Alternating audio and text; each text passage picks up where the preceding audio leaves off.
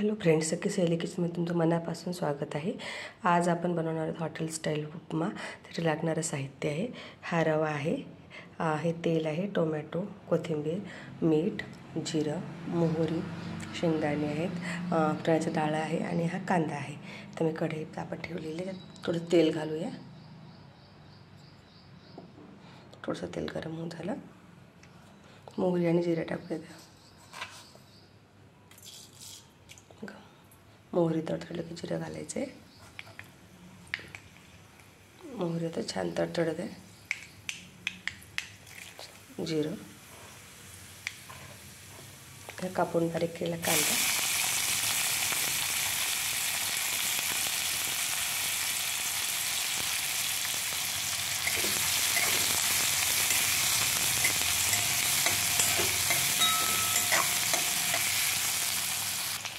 घालते थोडे शेंगदाणे।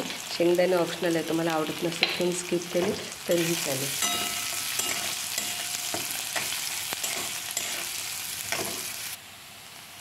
शेंगदाणे कांदा होते, हिरवी मिरची घालते। तिखट तुमच्या आवडीनुसार घ्या, मला तिखट किती हवं आहे।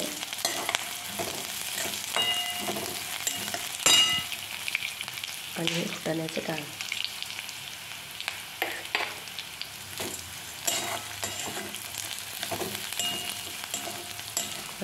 5 मिनिटात बनणारा हा उपमा आहे।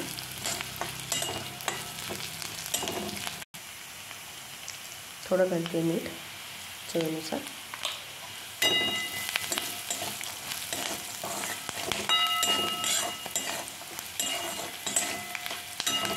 हे सगळं झालेलं आहे।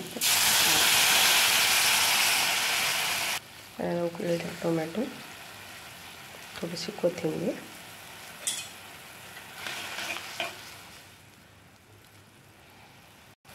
आता या पाण्यात बसेल ना तेवढा मी थोडासा रवा घालते याच्यात।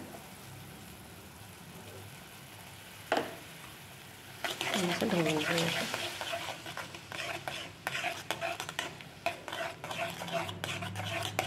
हे बघा, मी पूर्ण पाणी सोक करून घेतलेलं आहे। थोडीशी आपण वाफ करून घेऊया याला। गॅस थोडा सिमच ठेवायचा आहे। आणि उपम्यात तुम्हाला भाज्या तुमच्या आवडीनुसार, जी मुलं भाज्या खात नसतील ना त्यात घातलं तरी चालते।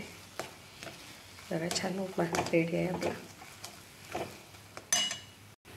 हे बघा, किती नरम आणि मऊसूत उपमा तयार झालेला आहे। एक वेळ अशा पद्धतीने नक्की ट्राय करून बघा।